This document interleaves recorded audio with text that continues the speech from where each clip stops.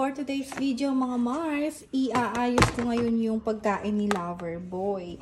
Kasi simula nung binili ko to hanggang ngayon hindi ko pa siya naaayos dahil kulang po iyon. So ayan, mag-video muna tayo. Ito yung yung food niya, giniling na baka and baboy. O diba? Sobrang bisyo mga Mars. So ayan, minimix ko lang siya. Ilalagyan ko rin yung food niya ng, syempre, chicken breast. So, ang gagawin ko ngayon, kailangan ko siyang i-chop na into cubes. Ayaw na kasing kumain nung aso ko ng dog food. Pero nung tuta siya, alam nyo mga mare, talagang dog food yan. Aussie puppy.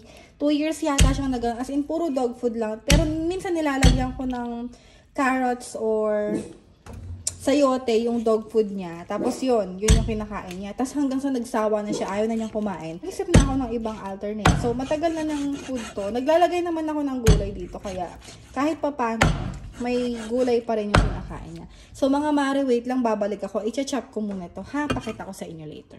Going back, tapos ko nang i-prepare. So, ito na yung chicken breast. Nakat ko na siya ng cubes. Ayan. Tapos, yung liver again. Tapos, yung giniling na baka and baboy. So, ang ginagawa ko guys, ipine-prepare ko na siya talaga every day. Twice a day ko lang pinapakain yung dog ko. Every morning and every night. So, pine-prepare ko na siya. Nilalagay ko siya sa plastic labo. Ganyan.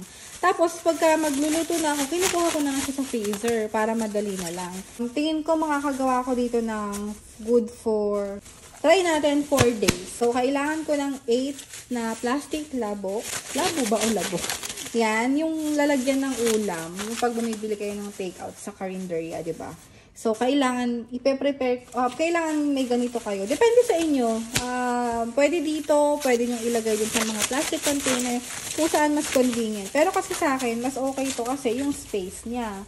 Pwedeng tabi-tabi na. Saka, wala akong maraming plastic container mga Mars. So, ito, yung dalawa for 1 day. Siyempre, 4 for 2 days na niya to. Tatansyahin ko lang itong mga mare. Yan, 8 tong na-prepare ko. Yung paglalagay natin dito, kailangan tatansyahin nyo. Siyempre naman, dapat equal yan. So, halimbawa, ito muna ang una ko nilalagay mga mare. Nilalagyan ko muna lang yung chicken breast. Kailangan ko ng gunting dito. Hindi ko kasi medyo napaghiwa-hiwalay. So, katulad nito guys. So, ito, sa isang supot muna yan. Ito sa pangalawa. Tatansyahin nyo ha. Siyempre, kailangan balance. Ginagawa ko pag alanganin naman, hindi kasya yung itong breast. Halimbawa, marami pang atay. Yun na lang. Hinihiwalay ko na lang yun ng supot. Mga Mars. Nagdedepende ko sa sa dami ng chicken breast. Normally, kapag nag-i-scoop ako nung giniling, mga mare, is 2. Pero try natin kung aabot siya. Isang scoop lang muna ilalagay ko ha. Panghuli yung atay. Isang scoop lang muna per plastic. Para matansya ko. Ganun kasi mga Mars. Para pantay-pantay. Baka sabihin nyo, hindi healthy itong pinapakain ko. Well, oo, hindi nga naman kasi. Kasi puro karne talaga, diba? Pero kasi kaysa naman hindi kumain yung baby ko. Naka-vitamins naman siya, saka talagang regular naman yung pagpapavet namin sa kanya, and healthy talaga siya. Healthy naman siya, tingin ko. Tapos, huwag kayo mag-alala, nilalagyan ko naman kasi ito ng gulay. Yun nga, nilalagyan ko ito ng gulay. Lagi ko lang naman nilalagay na gulay is yung sayote, saka kalabasa. Okay na yun. Minsan nilalagyan ko rin ng malunggay. Para healthy talaga sila mga Mars. Yun kasi ang hirap kasi minsan pag iniba ko yung pagkain niya, hindi siya kakain. Tingin ko kasya naman to for 8 na plastic mga mare. Kung hindi ko kasi to gagawin, tapos i-freezer ko lang lahat, ay ang hirap, hindi ba? Ang hirap ng may natira pa konti. Mamaya gagawin ko to is ito lang tapos atay kasi marami yung atay ko. Tansyahin nyo lang ulit. Konti muna yung ilagay nyo. Ayan, ganyan lang muna per plastic mga Mars. Tapos, kapag may sumobra, ihalalagay natin doon, kasama nung giniling na sumobra. O diba? Grabe, ang sarap ng ulam nila. Nakakatoy. Nandito nga siya sa baba ko ngayon mga Mars, naghihintay. Kasi, kain time na talaga niya mga mare. Alam niya yung oras ng pagkain niya. Nagyayaya na siyang lumabas. Tapos, naghihintay lang naman siya dito sa baba. Andiyan lang siya sa likod ko, mga mare. Papakita ko siya sa inyo later pag natapos ko to. 8, 9. Sa 9 na plastic na itong mga mare, may natira pa ako. Ito, ayan. Ihahalo ko na siya dito. Wala na tong chicken. Okay lang yon. Since wala naman na tong chicken. Madami-dami naman yung atay. Ilagay ko na to. For 5 days na din to. Ayan.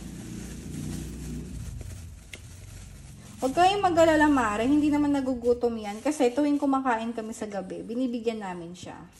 Yung kinakain na lang din namin, merienda niya, ganun. Saka sanay na siya. Ayaw rin kasi namin siyang tumaba masyado. Ito na siya, mga Mars. Kita nyo ba? So, ayan na siya, mga mare. Tapos na po. Ang gagawin ko dyan, syempre, ibubuhol natin. Unahin na natin ito. Ayan. Ganyan lang yung pagbuhol ko. Ganyan, simpleng ganyan lang. Oh, teka lang. 1. Yun nga lang, minsan, pag super lamig ng or tumigas na siya, talagang ang hirap niyang paghiwa-hiwalayin. Ilabas niyo muna siya para maghintay muna. Kasi siguro ilabas niyo sa before niyo lutuan yung alaga niyo mga an hour before or 30 minutes before. Labas niyo muna siya sa freezer kung dikit-dikit.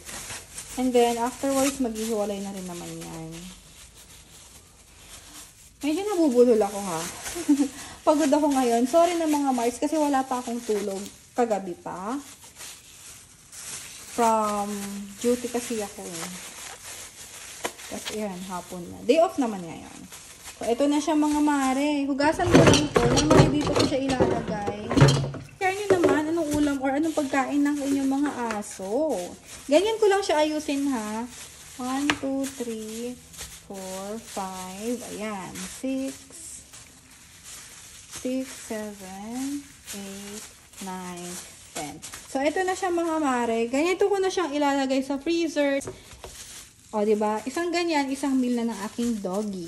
Alright, so let's put it inside the fridge. So, right now, mga Mars, nilulutuan ko na po siya. Ito na yon. So, ito na yon. Ang ginagawa ko dyan, nilalagyan ko lang ng konting pampalasa. Syempre naman. Tapos, naubusan ako ng sayote. Kalabasan na lang na slice yung nilagay ko. Tapos, patutuyuan ko lang siya. Then, yun na yun. Ready na sa kanyang food. Yun lang, mga mare. Ito nga pala siya, oh. Andiyan lang siya. Naghihintay. Lover boy! Oh, good boy yarn. Say hi! Salamat sa panonood. Ayun, sa panda. Sumingit pa. Bye-bye.